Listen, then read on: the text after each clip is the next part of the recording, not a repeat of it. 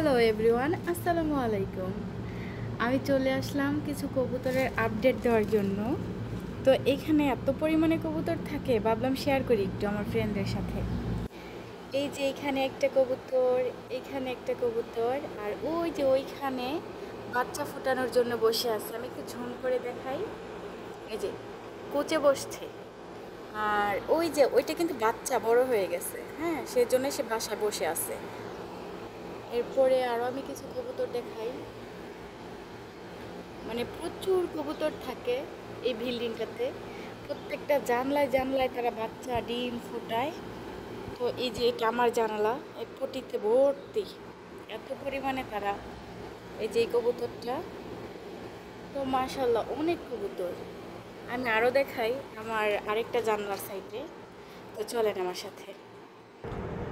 তো এই যে আমার জানালাতে এই যে আমার সোফার সিট, একদম সাথে কবুতরের বাচ্চাগুলা। বলেন, দেখতে অনেক বেশি সুন্দর না?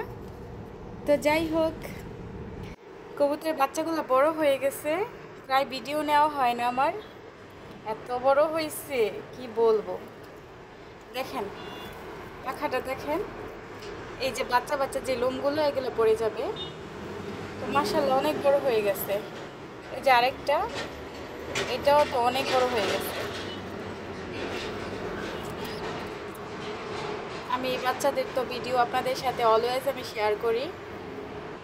আর সৌদি আরবে যারা থাকে তারা জানে যে এইভাবেই বাচ্চা ফোটায় মানুষের জানলা জানলায়। এদেশে না বাংলাদেশের মতো গাছপালা নাই যে গাছের মধ্যে বাসা করে এরপরে তারা বাচ্চা দিবে।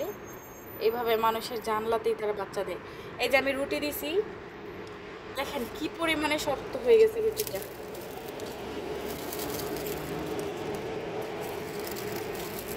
দেখছেন কি পরিমাণে শক্ত হয়ে গেছে। রোদ্রে বিস্কিট হয়ে গেছে রুটি। পানি দিছি, ফেলে দিছে, রুটি খায় নাই। কেক দিছি, কেক একটু একটু খাইছে, বাকিটা খায় নাই। তো এই হচ্ছে বাইরের ভিউ।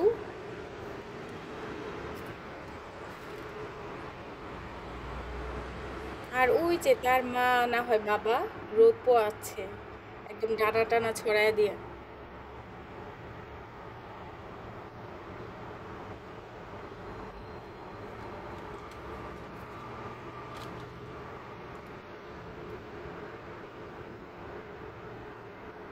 এটা হচ্ছে গাড়ি পার্কিং এর জায়গা।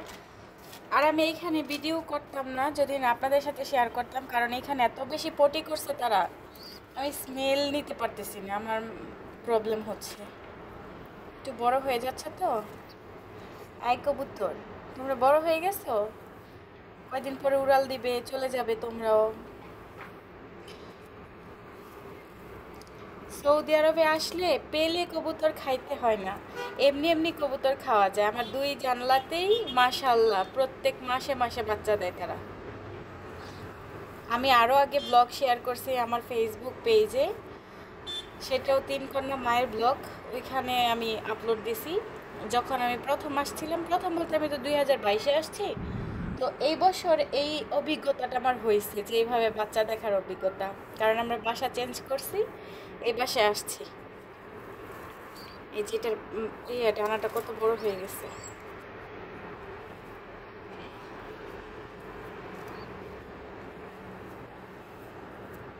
তো যাই হোক, সবাই ভালো থাকবেন, সুস্থ থাকবেন। আর আমার ব্লগটি কেমন লাগছে আপনাদের অবশ্যই জানাবেন।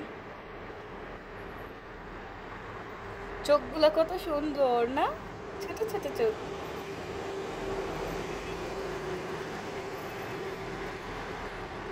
আল্লাহ হাফেজ।